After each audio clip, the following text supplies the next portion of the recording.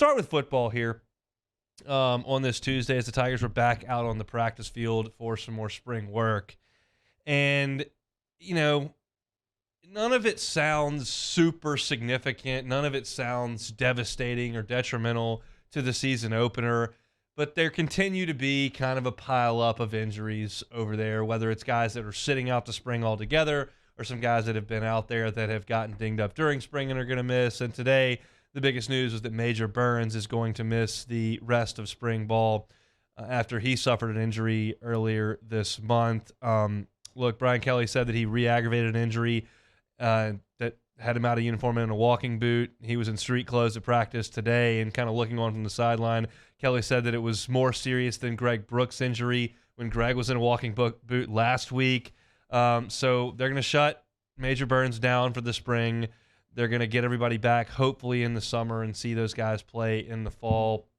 Major Burns doesn't need spring football. Is it nice to have him out there for some of the younger players? Sure. Does he need to be out there to understand the defense or to get reps at this level or any of those things at all? No, he doesn't. He doesn't need to be there at all, and he's not going to be. They said we won't practice Major again. Greg Brooks will probably get back out there this weekend. Look, Brooks kind of sprained his ankle, and he's aggravated a little bit, and they're just not going to push it. I thought it was funny when I went out to practice a couple Saturdays ago, and Greg Brooks is out there in full uniform and pants, no pads, but he's in the jersey with the number and the practice pants, and then he had a walking boot on with the helmet on. I was like, Greg, why are you wearing all your practice clothes, including a helmet, when you can't practice?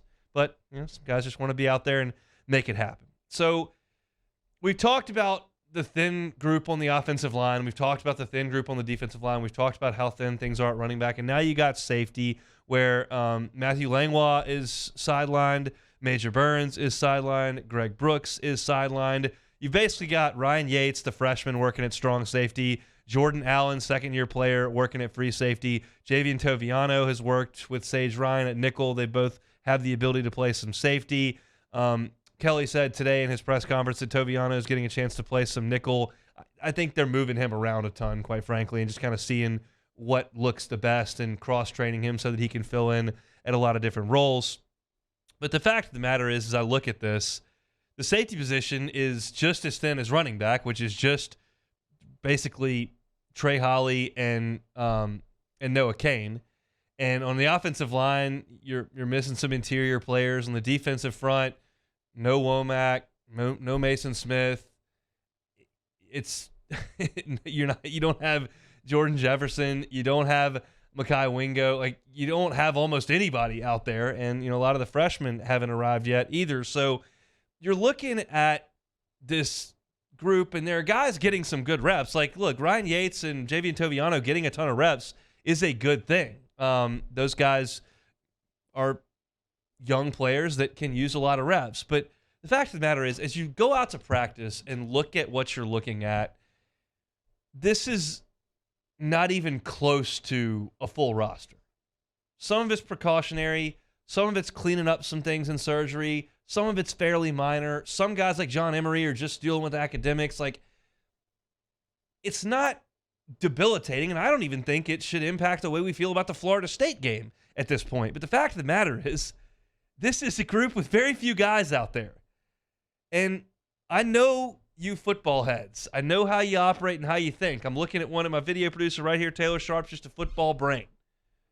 And I know that the spring game is football in the spring, and you'll take it in IV form if we give it to you. And I'm not coming at this with any sort of inside information whatsoever. I'm just telling you what I see and what I think. It feels like any sort of game-esque spring game that looks anything like a fall Saturday is almost an impossibility. Now, I've heard someone over at LSU kind of talk about what spring game format we'll use and those kind of things. But, like, as far as you getting 2 offensive line groups and 2 defensive line groups and 4 running backs and enough safeties to fill 2 groups with a purple team and a white team and going out there and banging skulls for 115 plays, 4 quarters, it doesn't seem to me like that's really even a possibility. And I don't know at this point if the fan base expects that. Like, you just kind of assume everything's okay. And, yeah, I can't wait to go out to the spring game. But, man, I'd love to come in here and tell you this guy looks great, or this guy's doing this, or this guy's getting so much praise. And I'm sure things are going just fine over there. But the story is how few players are there for the spring. And thankfully, as I mentioned 2 weeks ago, and I think is basically the biggest story for me of this spring, it's finally not a situation where you've got to put in a new offense. It's not a situation where you've got to put in a new defense. They've been doing that for half a decade over there. And now you got the same offensive coordinator and the same defensive coordinator and the same head coach and the same 2 quarterbacks and same 2 offensive tackles. And, like, they're okay. The football program is healthy. It is in good shape as a program moving forward. The roster for the spring is a mass unit. So, man, JV and Toviano, get out there and get some work.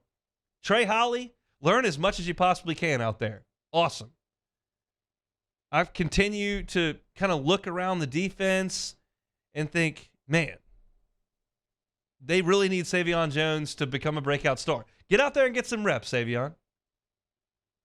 Who's going to be, Harold Perkins, you're moving spots. You need to learn how to play inside. You were kind of a jack of all trades or a wild card or a chess piece last year. There are certainly things on the field that can be accomplished with less than a full complement of players. And so I guess the point I'm trying to make is it's going fine out there right now. They've got a bunch of guys out there that are getting valuable experience, learning, getting better as a team, getting better as players. Lots of that's going on out there. But you don't get to see any as a fan. They let us in for 20 minutes. We watch them hit a few bags, hit a few sleds, run through some cones, blow a couple whistles, clap, and move on.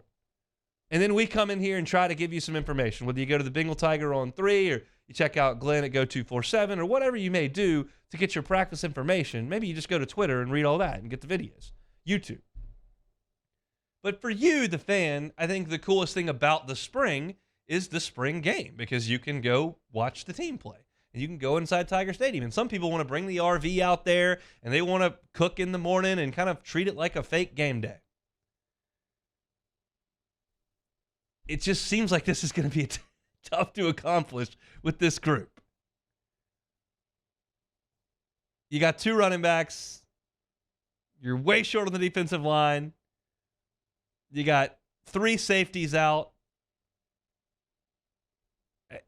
It seems like a long shot. Unless you want to go out there and watch a bunch of walk-ons play, which if that's what you want to do, cool.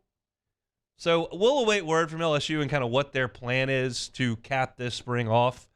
My gut tells me some sort of fan-friendly. Again, this is not inside sources. I'm not talking to anybody over there. This is just me observing what I've observed with the numbers on the practice field, understanding where they are in terms of the football program and how important a spring game is or is not, and saying, hey, we may be able to have some an autograph session. We may be able to run some 7-on-7.